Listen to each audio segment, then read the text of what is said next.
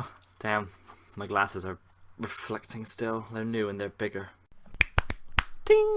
I have other stuff to do today, but this is a very quick response to Lexi, aka Penicillin Pusher, with the recent super fast unedited vlog they did. And this is going to hopefully be the same if I don't ramble too much. But they will post a question by a teacher at one of their classes. What would the world be like if we didn't gender babies? What would change? And someone put their hand up and said that they'd grow up confused. And Lexi didn't agree with this, and I don't agree with this either. I think it's a stupid idea that if we didn't force a value upon someone, they would wonder about the value all the time. But there's multiple things I want to say in this. One is that if we didn't give them the gender value, they might ask about the differences between bisex males and bisex females once they discover that there is a difference.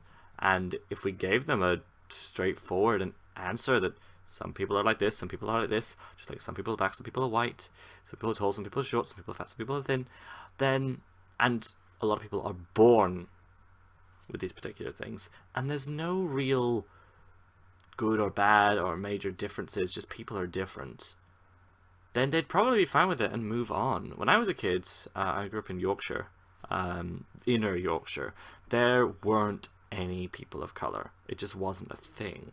And my dad tells me the story the first time I saw a black person walking down the street, and I pointed and stared and said, "Why is that man black?" And apparently my dad said, "He is." And I just accepted it. We just kept walking. I was surprised, but I didn't stay awake at night dwelling on it. I asked a question because I wasn't indoctrinated with political for or against is, and I got an answer and I got the fuck on with life. I think it's Russell Howard put it best, is that at a super young age you're interested in custard and jumping. Major political points of view, not an issue. So you see like kids react to gay weddings on things like the Fine Brothers channels, and kids are very open-minded because they've not been fully indoctrinated into being awkward yet. They don't do awkward.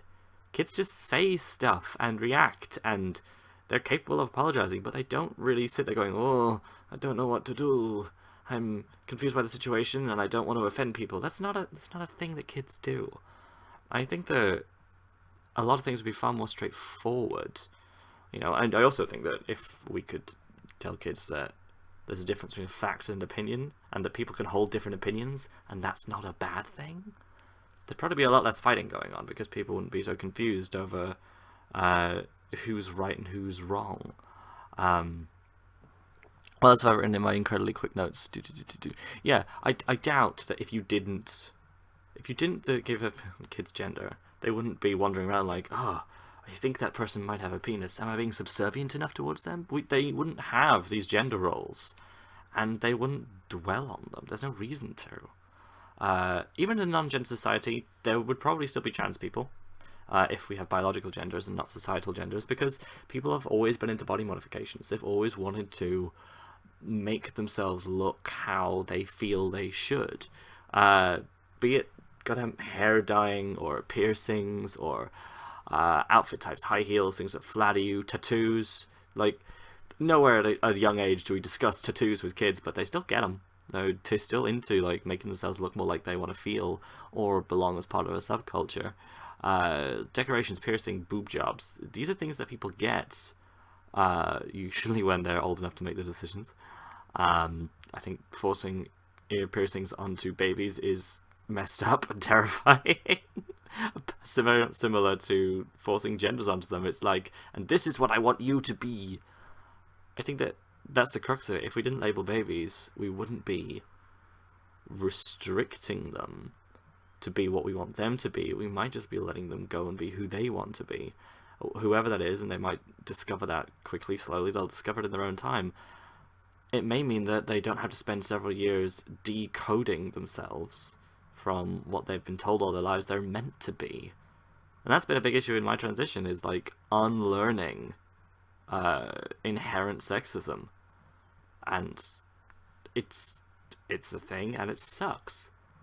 And yeah, I think it'd be very interesting.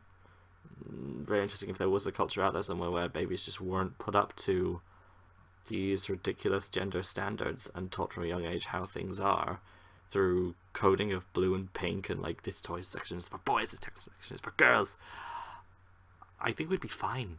I don't think that'd be a problem. I don't think anyone would be confused. And the absence of bigotry doesn't mean confusion, it means getting on with your life. So that's my unedited, slightly repeaty vlog on the subject.